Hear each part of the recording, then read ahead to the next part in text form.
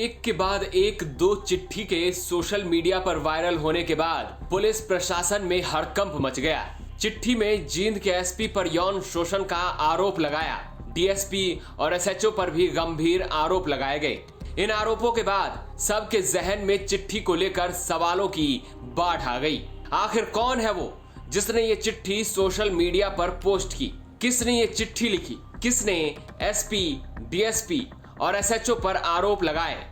और सबसे बड़ा सवाल कि इस चिट्ठी को वायरल करने के पीछे का मकसद क्या है? इन तमाम सवालों का जवाब शायद आपको इस वीडियो में मिल जाए, लेकिन हरियाणा तक कोई दावा नहीं कर रहा है क्योंकि अभी इस मामले में जांच चल रही है और फाइनल रिपोर्ट अभी नहीं आई है। दरअसल इस मामले को लेकर महिला उप निरीक्षक मुकेश रानी की ओर से एक एफआईआर दर्ज करवाई गई है, जिसमें ब्लैकमेल और बदनाम करने और चिट्ठी में फर्जी शिकायत और फर्जी हस्ताक्षर कर चिट्ठी को वायरल करने का आरोप लगाया गया है। इस एफआईआर में 4 धाराएं लगाई गई है, जिसमें भारतीय न्याय संहिता की धारा 308(6), भारतीय न्याय संहिता की धारा 356(2), भारतीय न्याय संहिता की धारा 61 और भारतीय न्याय संहिता की धारा 79 शामिल है।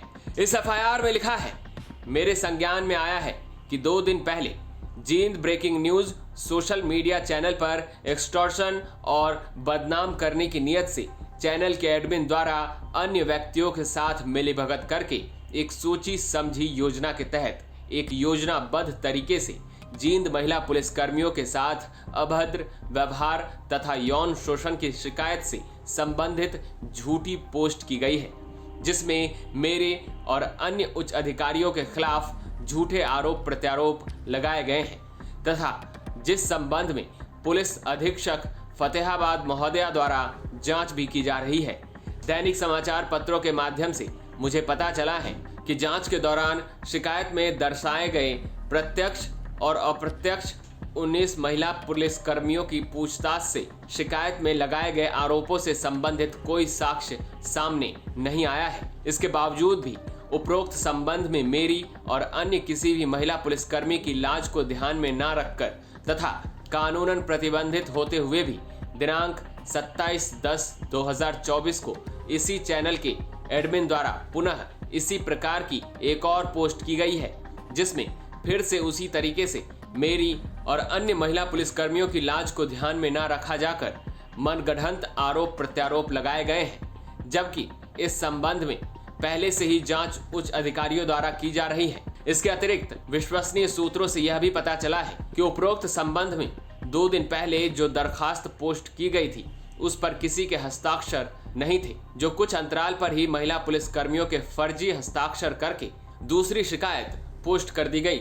यह झूठी शिकायत एक सुनियोजित योजना के तहत इस चैनल के एडमिन द्वारा ही किसी अन्य व्यक्ति के साथ मिलीभगत करके एक्सटॉर्शन तथा बदनाम करने की नियत से दी गई है, जो इस चैनल के एडमिन द्वारा पहले भी इस प्रकार की शिकायतें करके पुलिस, सिविल अधिकारियों, कर्मचारियों से पैसों का एक्सटॉर्शन किया गया है। अतः आपसे अनुरोध है कि उपरोक्त संबंध में social media channel Jind breaking news के एडमिन तथा इस प्रकरण में शामिल अन्य व्यक्तियों की पहचान करके उनके खिलाफ मेरे और अन्य महिला पुलिसकर्मियों का अनादर करने के आशय से झूठे आरोप प्रत्यारोप लगाकर पोस्ट करने पर नियमानुसार कानूनी कार्रवाई की जाए। इस संबंध में social media channel Jind breaking news के एडमिन द्वारा चैनल पर पोस्ट किए गए दस्तावेज उपरोक्त चैनल पर भी उपलब्ध है तथा आवश्यकता पड़ने पर मैं भी अनुसंधान के दौरान प्रस्तुत कर दूंगी। बहरहाल आपको बता दें कि इस मामले की जांच की जा रही है और आज ही हरियाणा महिला आयोग की चेयरपर्सन रेणु भाटिया को जांच अधिकारी आस्था मोदी इस मामले की अब तक की रिपोर्ट सबमिट करेंगी। देखना होगा कि इस रिपोर्ट में निकलकर क्या सामने आता है। ब्यूरो रिपोर्ट, हरियाणा तक।